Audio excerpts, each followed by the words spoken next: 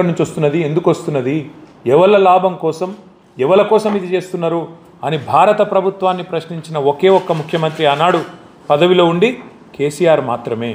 గుర్తుమంత్రి అన్న మాట్లాడిండా, దయచేసి మీరు గుర్తు తెచ్చుకోవాలని చెప్పి కూడా నేను కోరుతా ఉన్నాను. ఇంకొక మాట కూడా నేను మీకు విజ్ఞప్తి చేస్తా ఉన్నాను. మనం వద్దంటే కూడా 2 కోల్ బ్లాక్లు మనకు చెప్పకుండా వాళ్ళు వేలం వేసిండ్రు. కానీ తట్టెడు మట్టి కూడా కేసీఆర్ ఉన్న నల్ల అక్కడ తీయనీయలే. తట్టెడు మట్టి కూడా తీయనీయలే, ఉల్టా బెదిరించినాం.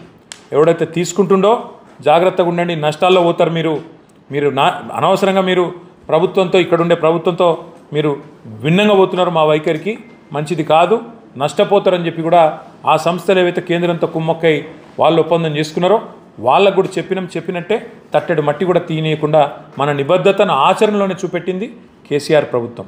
ఇంకొక మాట కూడా ఈరోజు కాదు, ఈ 2021వ సంవత్సరంలోనే మొదటిసారి ఆక్షన్ అని చెప్పి ఆగమాగం చేస్తుంటే ఆ రోజే కేసీఆర్ గారు ఒక స్పష్టమైన ఉత్తరం రాసినారు. డిసెంబర్ 8, 2021 ఏమని రాసినారు?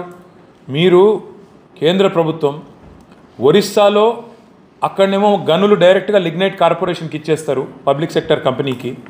గుజరాత్లో గుజరాత్ మినరల్ డెవలప్మెంట్ కార్పొరేషన్కి డైరెక్ట్గా బొగ్గు గనులు నామినేషన్ మీద కేటాయిస్తారు. అదేవిధంగా గుజరాత్ ఇండస్ట్రియల్ కార్పొరేషన్కు నామినేషన్ మీద ఇస్తారు 2015-16 సంవత్సరంలో. ఒరిస్సాలో ఇస్తారు. అదేవిధంగా తమిళనాడులో అక్కడ ఉండే రాష్ట్ర బీజేపీ అధ్యక్షుడు పరుగున వచ్చి కేంద్ర బొగ్గు గనుల శాఖ మంత్రి ప్రహ్లాద్ జోషిని ఆనాడు మీరు కొన్ని బొగ్గు గనులను మినహాయించాలే అని రిక్వెస్ట్ చేయగానే వాటిని తప్పిస్తారు ఆక్షన్లకు వెళ్ళి. మరి మాకెందుకు అదే పని చేయరు? దక్షిణాదిలోనే అతిపెద్ద కోల్ కంపెనీ సింగరేణి లాభాల బాట నడుస్తున్నది, బ్రహ్మాండంగా ఉన్నది, పబ్లిక్ సెక్టర్ కంపెనీ, ఎక్కువ ఉద్యోగం సృష్టించవచ్చు.